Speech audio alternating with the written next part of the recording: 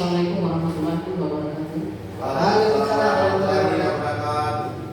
Yang terhormat untuk kelas sekolah SDG 120, yang terhormati seluruh dewan guru SDG 120, terima kasih atas kesempatan yang diberikan kepada kami untuk memaparkan RTL rencana tindak lanjut kerja kami, di mana Bapak Ibu guru menggunakan sebuah judul pembelajaran berbasis proyek PJBL dalam produk pelestarian permainan tradisional untuk kebugaran nasional.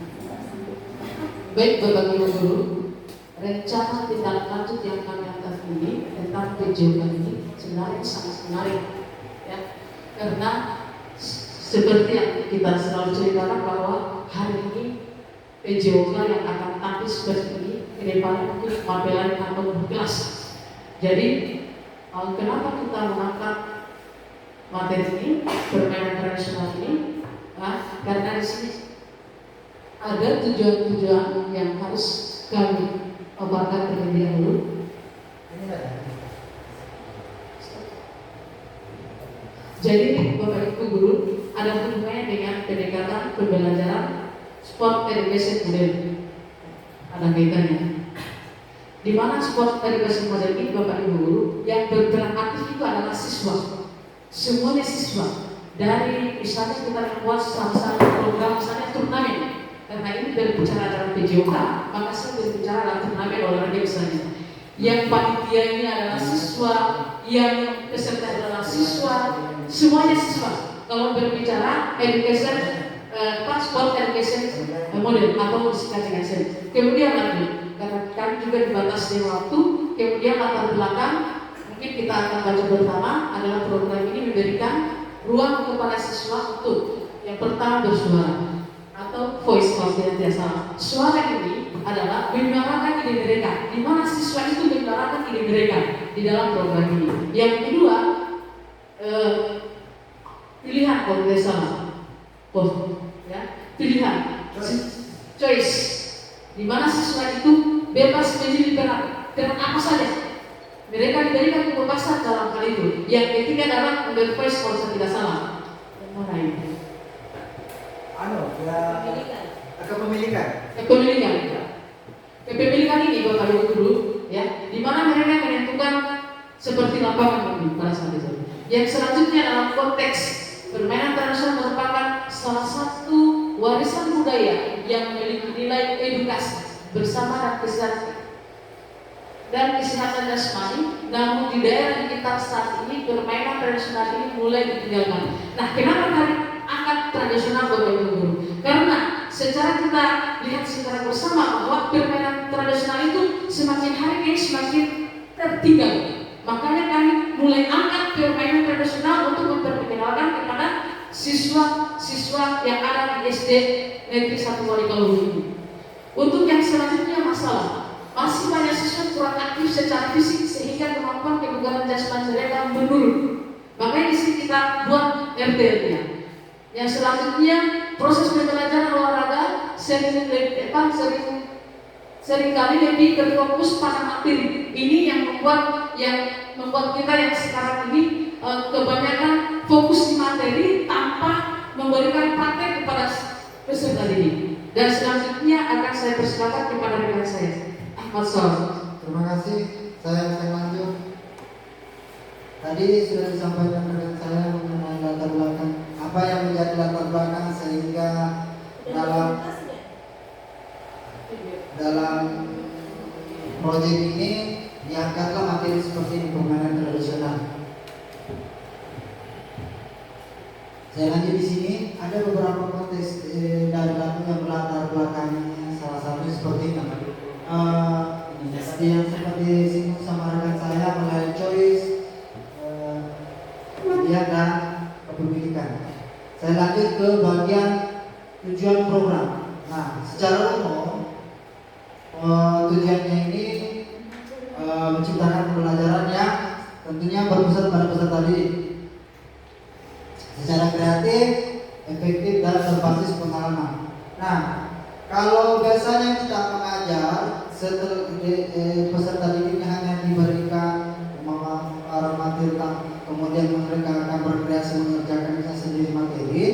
Kalau di proyek ini tujuannya kita itu lebih memberikan kepada peserta didik itu sebuah gambaran tentang seperti apa itu permainan tradisional. Setelah itu tugasnya guru seperti biasa yang kita ketahui itu sebagai fasilitator. Nah, di sini kita akan memfasilitasi peserta didik dengan permainan tradisional ini sehingga mereka yang mengkreasikan sendiri jenis permainan yang mereka akan pilih, kemudian seperti apa permainan yang akan dikembangkan. Contoh, saya kasih gambaran seperti ini. Kalau kita memilih permainan enggrang namanya itu apa? Enggrang ya? Apa namanya itu? Coba sudah tahu Pak? Bukan, yang tinggi. Enggrang kan? Ya, enggrang. Nah, yang kita ketahui sering dalam perlombaan mini turnamen itu permainan enggrang itu biasanya diawali dari garis start sampai garis finish. Nah, kalau di sini peserta didik kita akan menstimulus atau paling tidak merangsang mereka bagaimana kira-kira membuat turnamen yang kiranya tidak hanya dari garis start sampai garis lurus. Mungkin bisa melalui beberapa rintangan, mungkin zigzag begitu. Nah, itu menjadi tantangan tersendiri kiranya nanti ke depan dalam pelaksanaannya. Oke, selanjutnya saya masuk ke capaian langkah hasil yang diharapkan. Nah, dari sini saya merumuskan ada di sini ada 3 poin yang ingin saya sampaikan. Tujuan pertama itu memahami kebugaran di sini. Tentunya di sini ada kolaborasi tidak hanya dalam komunitas belajar ini seperti yang kita ketahui tidak hanya satu cabang mata pelajaran, melainkan ada dari bapak ibu yang guru matematika, sejarah, seni budaya, IPAS dan sebagainya. Nah, di sini kita akan berperan untuk berkolaborasi. Nah, di sini sebagai guru olahraga itu sebagai koordinator umum. Di sini akan memfasilitasi secara umum melalui dengan tujuan memahami apa kebugaran jasmani. Adapun langkah-langkahnya yaitu di hari perencanaan wawancara dengan narasumber di minggu pertama. Ini tujuannya untuk mewawancara. Tujuan wawancara ini, saya minta maaf kayaknya masalah ini kalau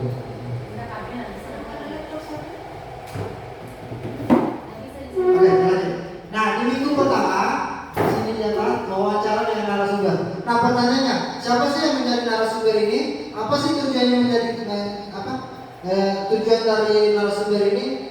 Seperti yang kita ketahui, permainan tradisional itu salah satu kelemahan peserta didik kita itu tidak semuanya peserta didik itu mengenal setiap permainan tradisional yang ada di daerah-daerah yang ada di luar. Semisal, mungkin di daerah kita mengenal dengan sebutan AC atau bahasa Indonesia itu adalah gobang sodor. Tapi mungkin masih ada beberapa permainan di luar sana yang tidak peserta didik kita ketahui. Ya, mungkin kiranya bisa meningkatkan kreativitas peserta didik kita. Nah, tujuannya kita mencari narasumber di sini sebagai bapak ibu guru, mungkin ada dari guru bahasa Indonesia maupun apa itu seni budaya. Otomatis itu ada erat kaitannya dengan tradisional dan kebudayaan yang ada di lingkungan kita sebagai negara yang penuh dengan budaya. Selanjutnya untuk tujuan melatih kreativitas modifikasi dalam permainan. Nah, ini yang saya sempat singgung tadi. Dalam permainan di hari ketiga ini kita lihat di hari ketiga ada sampai kelima di sini. Seperti yang kita ketahui dalam permainan mini turnamen itu biasanya dari start sampai awal. Nah, di sini kita coba untuk mengkreasikan seperti apa sih jenis permainan yang kiranya yang bisa diperlombakan dan lebih menarik antusiasme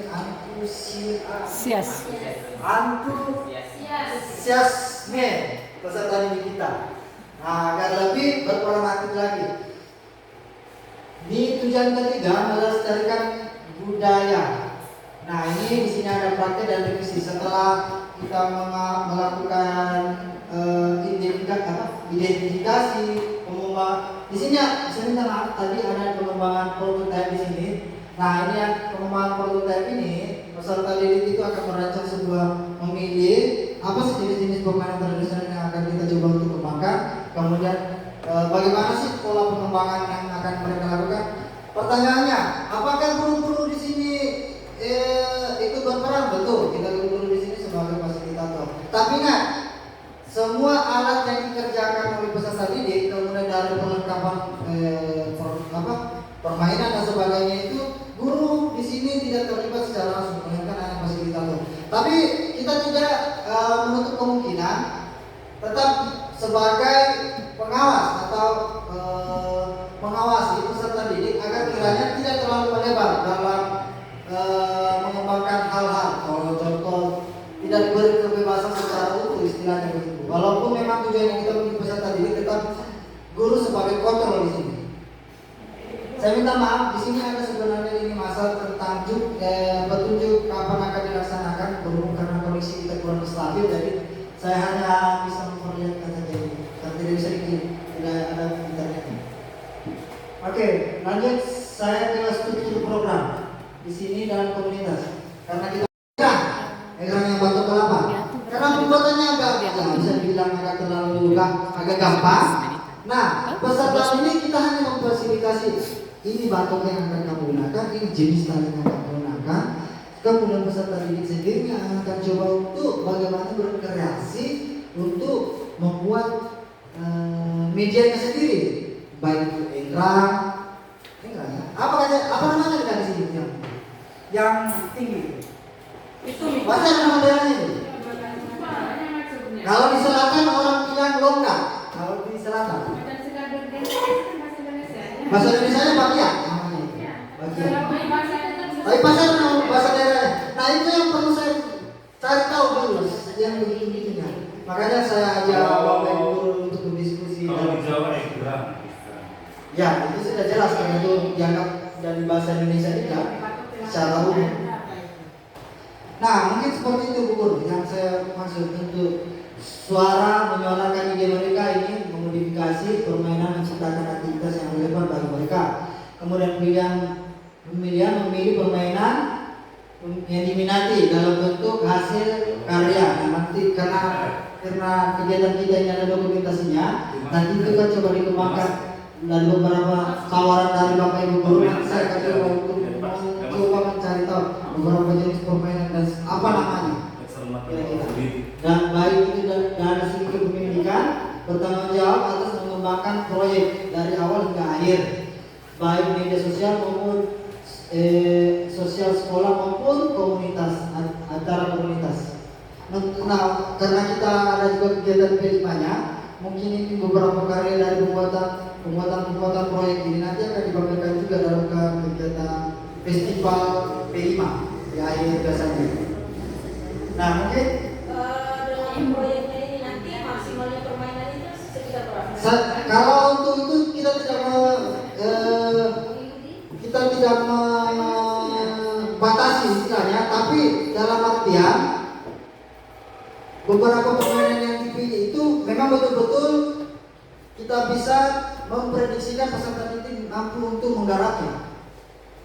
Kalau peserta didik bisa memilih 5 atau lebih, asalkan kita sebagai fasilitator dan pengawasnya di situ, mengawasi peserta didik, mampu memberikan pertimbangan kira-kira peserta ini mampu menggagas proyek-proyek seperti ini, membuat proyek seperti ini. Kalau saya tidak bentuk ini biar lebih meriah, mungkin saya akan masukkan 3 minimal. Dari satunya yang paling gampang, saya kan paling gampang karena tidak membutuhkan beberapa teknik khusus untuk pembuatannya. Yang batok kelapa itu serta egrang dan ini. Bagian. AC. Karena hanya membutuhkan media garis itu. Jadi mungkin Pak Tati ingin memberikan saya sebuah tambahan saran atau apa kira-kira apa yang kita mau. Jadi gini, saya juga ingin tanyakan yang seperti ini. Ini yang saya ingin tanyakan. Kalau saya ingin bertanya ke peserta para peserta. Dari beberapa kemungkinan yang saya ada, tantangan yang saya hadapi ini, kira-kira ada nggak tantangan yang kira-kira yang menjadi penghambat yang bisa saya temukan di lapangan dalam proses penggarapan proyek ini? Kalau saya ini kan ada 3 yang saya masukkan dari sumber besar, tantangannya kurang, terbatas, kesulitan. Nah, Sulitan karena barang hal yang baru bagi anak. Iya sudah masuk di dia masuk dalam pengetahuan awal, pengetahuan awal tentang budaya. Mungkin Coba kita tarik dulu satu permainan buat kita lihat Ah. kira-kira tantangan kemungkinan tantangan yang di lapangan itu seperti apa yang akan kita temukan. Ya. Tarik dulu satu saya kasih Pembuatan contoh. sarana. Asik. Hasil itu saya kira tidak ada tantangan yang terlalu. Iya. Paling yang umum tantangannya untuk saya adalah cuaca atau iklim. Kalau Karena menurut kita saya tidak bisa sih, melakukan Masa ini yang ada tak? ada, ya ada. Orang yang kasih ada. Lubang sodor. Ya? Awan jatuh. Oke, oh ya, salah satunya itu tentang rentan cedera. Rentan cedera Oke, sekali itu salah satunya. Karena Oke, nanti saya akan masukkan itu sebagai catatan untuk saya. Kira-kira bagaimana mengatasi sebuah tantangan yang saya hadapi. Terus, kemudian larinya kalau sudah bincang ke misalnya. Terima kasih. Solusinya mungkin tidak bisa lapangan yang ini. Kenapa Harus harus yang yang itu? Bersama Oke, media yang digunakan adalah lapangan berumput. Iya. Oke, terima kasih. Atau tanah. Oke. betul sekali. Oke. Jadi kiranya itu salah satunya adalah keamanan, ya. Saya bisa tarik kesimpulannya adalah tingkat keamanan. Nah, masuk di harus ada apa lagi tadi? Yang tempurung itu. Main apa? Tempurung itu apa nih? Saya tidak ada sampaikan. Itu kalau Jangan dalam pakai tempurung. alat gampang didapatnya. Ya, secara ini hampir di lingkungan sekitar kita ada. Karena itu dia terbuat dari bahan-bahan bekas. Tidak online, sana online. Ini ada semua di persentase kanvas 1. Ini ada semua di situ.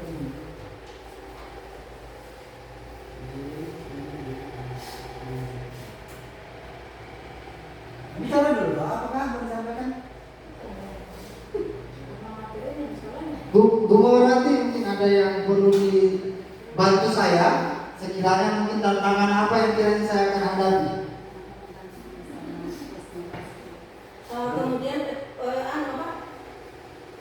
Yang dipahamkah dengan itu punya potensi kah itu maksud saya bisa kuasai permainan yang atasnya ini. Ya. Atasnya. Ya, kebetulan beberapa permainannya saya tahu hari ini, saya lumayan bisa kuasai. Tidak suka saya kuasai kayak angkringan, apa lagi itu? Ingran, apa ya? Ingran ya sebutannya. Ya ingran.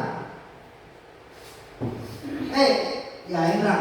Ada juga namanya angklek. Yang ini disebut angklek. Ada yang dilompat-lompati. Engklek.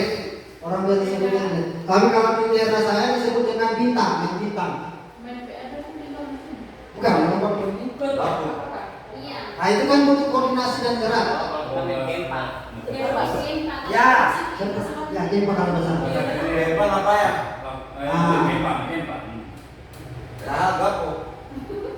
Kalau di Jawa Sinamana.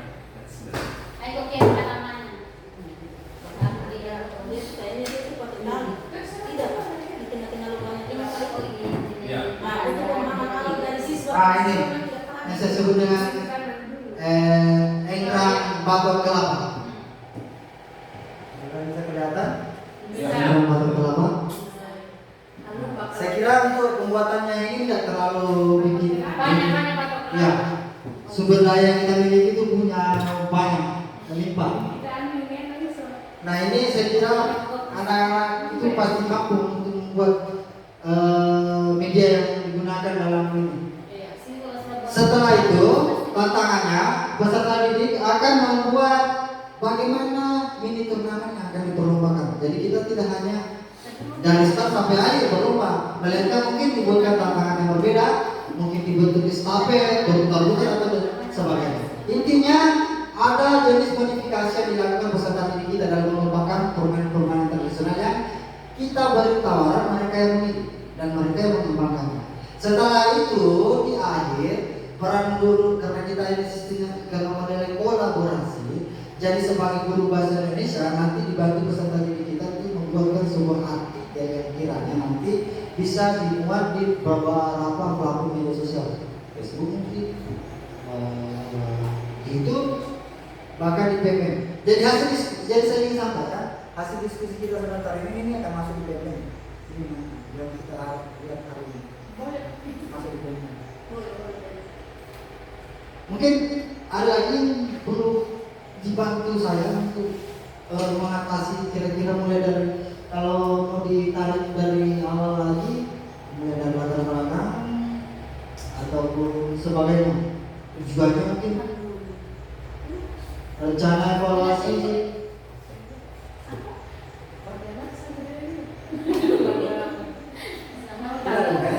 Cara evaluasinya di kegiatan itu kan? Bentuk lomba barangkali. Lomba-lomba maupun Evaluasi kita yang dalam prosesnya itu saya bagi di sini produk dampak dan sebagainya. Nah, untuk evaluasi selama minggu pertama di pekan pertama kan itu kita mencoba untuk mencari beberapa jenis melalui beberapa narasumber. Nah, untuk mengevaluasinya itu adalah observasi, salah satunya adalah observasi yang dilakukan baik peserta didik maupun guru sebagai pendamping atau fasilitator di sini. Nah, untuk indikator yang dinilai tentunya ini ada beberapa kriteria, mulai dari partisipasi aktif. Mungkin ada beberapa peserta didik yang ya tidak terlalu sama ya, tidak terlalu berperan aktif. Kemudian dalam komunitasnya kurangnya kerjasama, mungkin si A ingin berwarna B atau ke lapangan ingin dicat warna B atau merah atau mungkin si A itu tidak terlalu suka, mungkin kurang kolaborasi. Maka itu dalam proyek ini sebagai guru tentu ada penilaian-penilaian seperti ini kita jadikan. Nah, untuk penilaiannya saya menggunakan penilaian yang kita kenal dengan istilah autentik, yang penilaian kalau secara holistik. Jadi kita tidak hanya siswa tidak hanya mampu, melainkan dinilai secara keseluruhan di situ.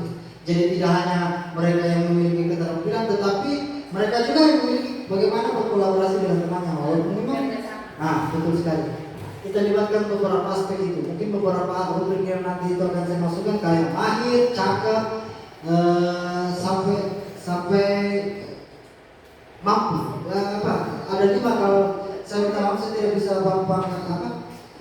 memaparkan di sini. Saya kurang tahu di mana sih simpan banyak, tapi ada 5 rubriknya itu. Di rubrik penilaian otentik yang pernah saya buat kemarin. Sebagai bahan untuk evaluasi kita ke depannya. Pertanyaannya, ini pertanyaan paling pasti yang ada di benak Bapak Ibu sekalian, yaitu implementasinya kapan? Ya kan? Nah, saya akan coba jawab. Di minggu pertama Desember, harus sudah berjalan dari minggu rencananya itu minggu pertama untuk penggalian informasi, minggu kedua dan ketiga itu adalah evaluasi, pengembangan, dan ketiga itu adalah evaluasi. Jadi dilakukan pada bulan Desember setiap tahun ajaran, karena dianggap sudah menyelesaikan tugas peserta didik sebagai saya sudah melaksanakan tugas mereka dalam pelaksanaan ujian. Saya anggap itu biasanya di akhir-akhir semester. Ya, bisa Desember, bisa Juni. Itu fleksibel. Setiap akhir. Ya, karena tetap ada di akhirnya itu kita seperti yang kita beri gambaran tadi. Dia ini semacam kayak kegiatan berseni. Ya, hampir sama kayak itu. Kalau kegiatan berseni mungkin 1-2 sampai 6 itu dilibatkan, tapi karena ini ada penilaiannya, jadi tidak semua mungkin masih ada keterbatasan bakal saya miliki, jadi hanya saya ambil populasinya 5 dan 6 aja. Oke, saya kira itu yang bisa saya sampaikan. kembali lagi saya ingatkan bahwasanya terlaksana kegiatan ini tidak lain dan bukan adalah bagaimana kita sebagai pendidik dan sebagai penggarap komunitas ini berkolaborasi dan bekerja sama.